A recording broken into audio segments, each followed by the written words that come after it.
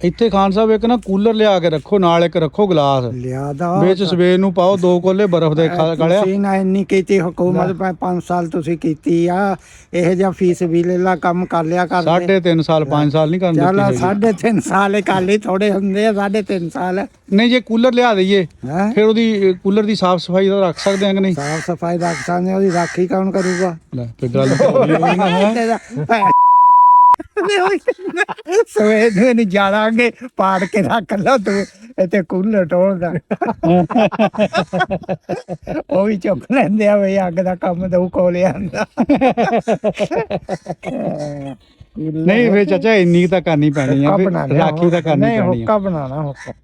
ਉਹ ਨਹੀਂ ਹੁੱਕੇ ਨੂੰ ਛੱਡੋ, ਨਹੀਂ ਹੁੱਕਾ ਸਾਰੀ ਉਮਰ ਨਹੀਂ ਬਣਿਆ, ਹੁਣ ਕੀ ਬਣਾਣਾ? ਨਹੀਂ ਹਾਂ ਹੁੱਕਾ ਤਾਂ ਬਣਾਣਾ। ਕੋਈ ਦਾਜ ਚ ਦੇ ਦੂਗਾ ਹੁੱਕਾ ਵਿਆਹ ਦੇ ਵਿੱਚ, ਕੀ ਖਿਆਲ ਆ? ਦਾਜ ਉੱਥੇ ਕਿੱਥੇ ਉਹਨਾਂ ਨੂੰ ਕਵਾਂਗੇ ਭਾਈ ਹੋਰ ਕੁਛ ਨਾ ਦਿਓ, ਹੁੱਕਾ ਦਿਓ। ਖਾਨ